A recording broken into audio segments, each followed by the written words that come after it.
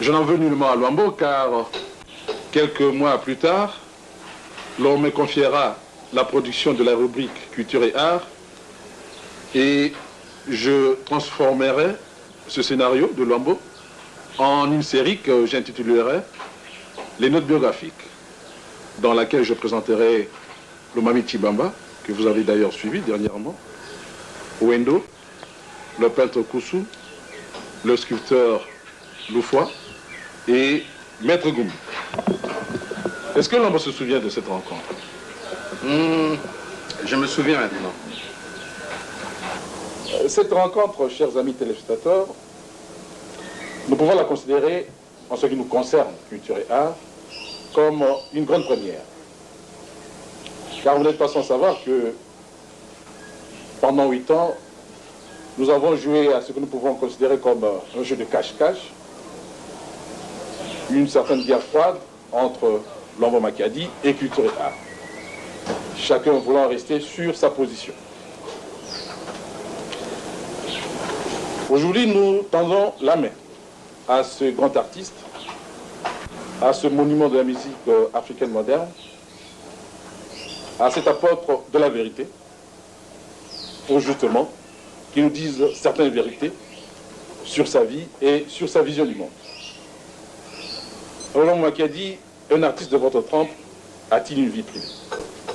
Bien sûr, j'ai une vie privée. Je suis marié, père de 12 enfants. Et bien sûr, si on peut parler de cette vie privée, en quels termes vous pourriez accepter qu'on en parle?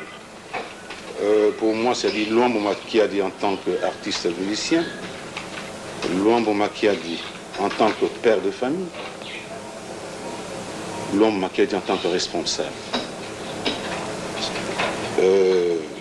Beaucoup de gens croient que Luambo Makiadi n'a pas des enfants. Parce qu'en me voyant chanter,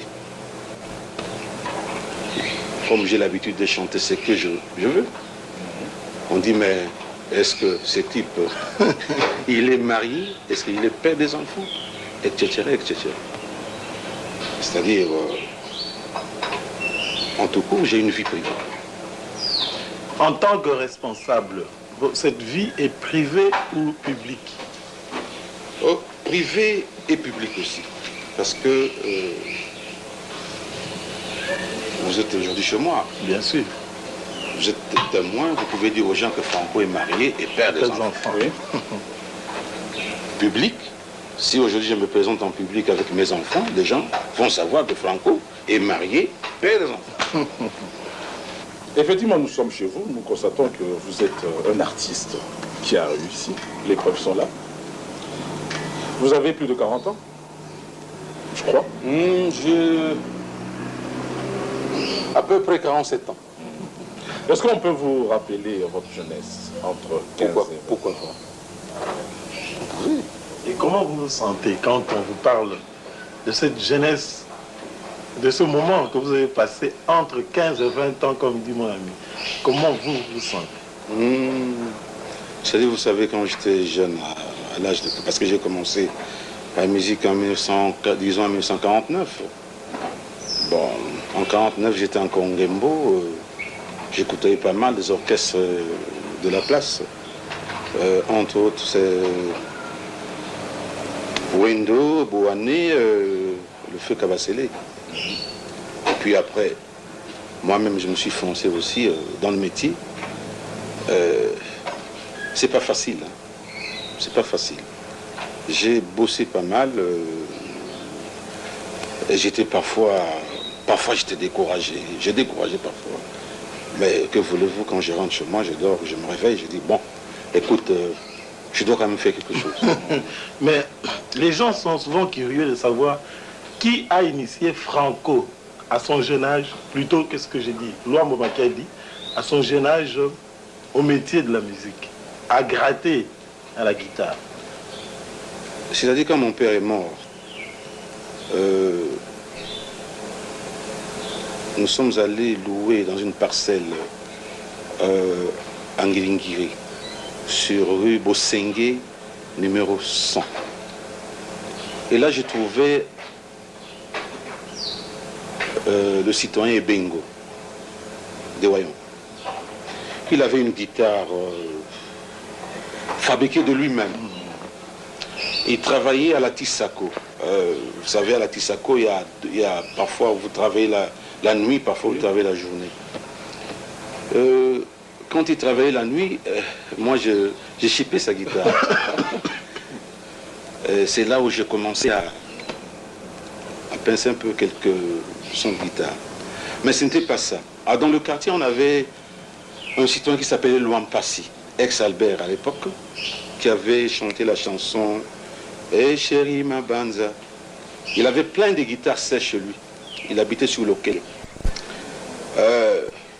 Comme il avait fabriqué par les Européens, on était obligé d'aller chez lui comme des petits du quartier, voir comment il jouait.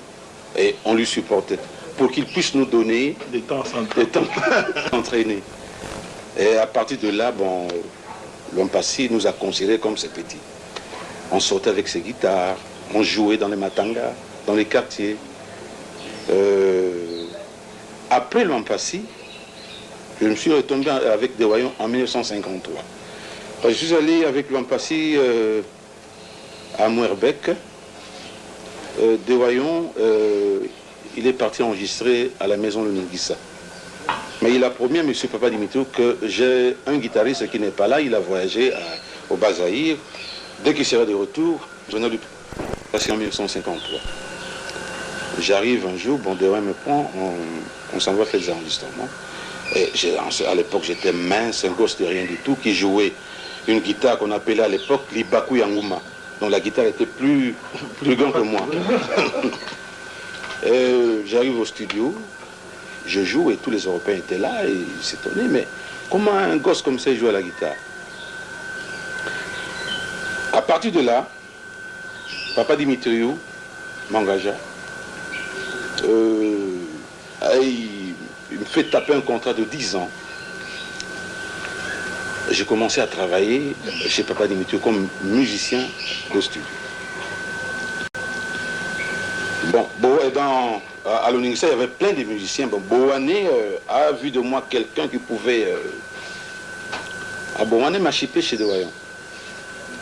Alors, coupons tout court, c'est Boané normalement qui m'a présenté, oui, qui m'a présenté devant le public zaïrois. Parce qu'on jouait chez Cassien, on jouait chez Air France, chez Quist, Moumelengi Kongova. C'est à partir de là. Boané a voyagé pour Luanda, moi je suis resté à Rossignol. Et au retour de Boané, nous aussi on avait demandé notre indépendance à Boané. On dit, bah, écoute, maintenant on peut filer nous-mêmes. Bon, après, bon, on était tous à l'Oningissa, on travaillait ensemble. Boané a quitté Papa Dimitriou pour aller à la maison Essengo. C'est là où j'y chippa tous les musiciens qui étaient chez Papa Dimitriou pour aller former Rocamambo. Mon copain, moi, c'était Rossignol. Rossignol m'a dit de partir à Essengo. Moi, j'ai dit non, moi, je ne peux pas partir parce que je vois qu'ici, je suis bien. Ils sont allés monter le Rocamambo. Moi, je suis resté à l'Oningissa.